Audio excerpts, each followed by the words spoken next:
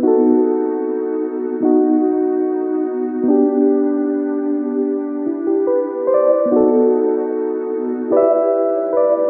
guys, good morning, good afternoon, and good evening wherever you are. Today we are back in Vermont to review the very first A-frame cabin that we've seen on the channel. So a round of applause.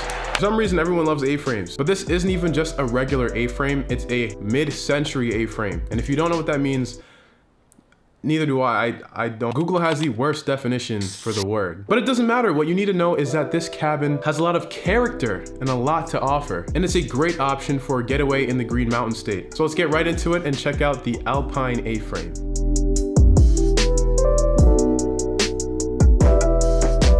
So today we are looking at the ALPINE A-frame, a very nice mid-century themed Airbnb located right off the road in the beautiful state of Vermont. Once you arrive to the property, you'll be able to park in your own gravel parking lot that's right outside the cabin, where you will see that this cabin is in fact shaped like the letter A and has a very striking color, which is my favorite color, blue. Now we could probably admire the architecture of this place all day, but let's go inside and see what this polygon has to offer.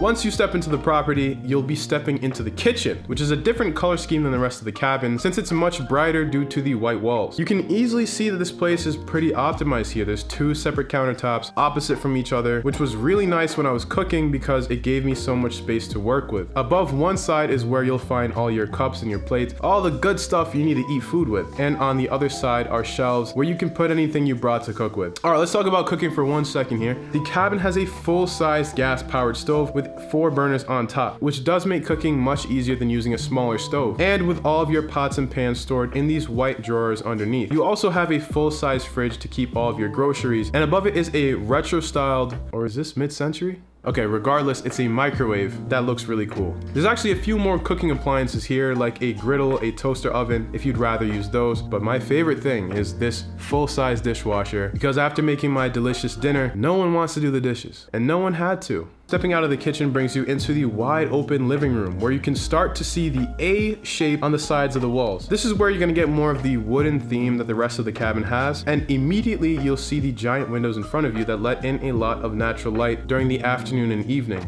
On a small table in front of you are a bunch of snacks that tasted so good after my 3-hour-long drive, and some chairs that you can sit around if you have more friends than me.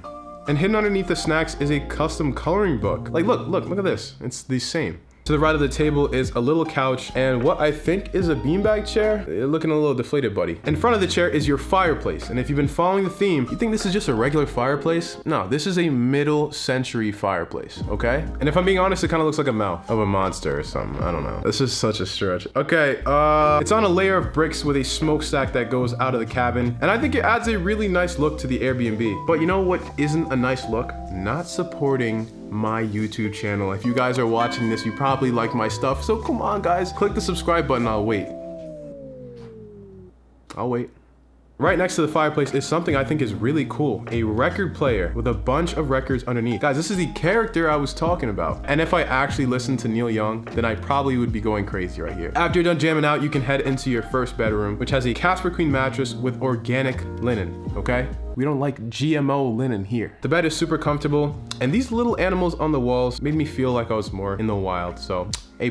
Up the stairs, you'll find another smaller living room, and if you need to do some work, you'll find a small desk and a chair, and a flag right above in case you forgot where we were. There's another couch right behind you, and a pretty large coffee table as well, and right in front of it is a smart TV when you want to sit down and relax. You also have pull-down curtains for the nighttime, which is a common theme for most of the windows in the property. But I think the best part about this room is the tiny lampshade they put on this light. Look at that. Look at that tiny lampshade. Again, the character. This place got character. Up a second set of stairs, you've reached the pinnacle of the pyramid. It's where you'll find your other bedroom with another queen-size bed and 2 large windows behind you. Pretty simple, nothing crazy. And when you need to freshen up, you'll head down the stairs. I've been wanting to say that. And back to the entrance where you'll find the bathroom, which is definitely smaller to conserve space. You have a tiled standing shower on one side and a very condensed vanity and mirror on the other side. And then the toilet is just a toilet. I always feel like I need to say that. Again, you won't be spending much time in the bathroom, so you'll be fine. But when you do want more space, you can head out of either of the 2 doors in your living room onto your front deck, which is pretty big. You have a really nice backyard out here. You have a charcoal Weber grill on the side that you can use, or you can sit at one of the chairs at the table and just enjoy being outside. Further into your backyard are 2 fire pits. One is a traditional type of fire pit with the bricks around it, and the other is a brio fire pit. So the choice is up to you. And you can sit by either of the fires on these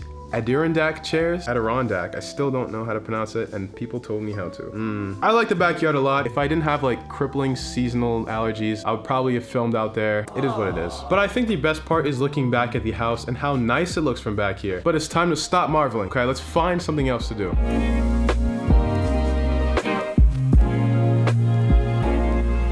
The owner sent a list of things you can do in the area, and of course there is so much, but a quick thing you can do is walk down to Lake Raponda.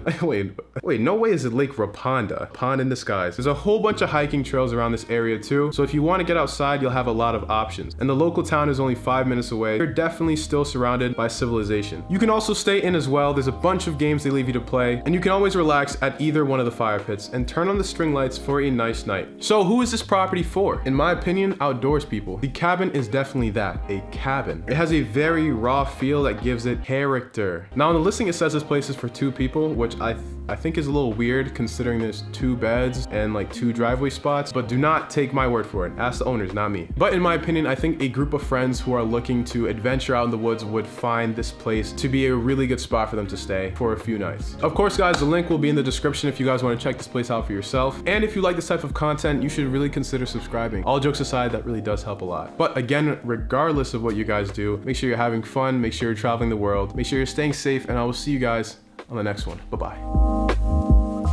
Okay, I have a confession to make. I forgot my gimbal for this shoot. You guys don't know that gimbal is like the thing that I use to make all the clips look really smooth. So all the clips that you saw in this video were actually done with my hand, unless they were done with a drone. Now, if you guys couldn't tell, please like the video. If you guys could tell, don't tell anyone. There's no need to talk. I'll see you guys next week. Bye-bye.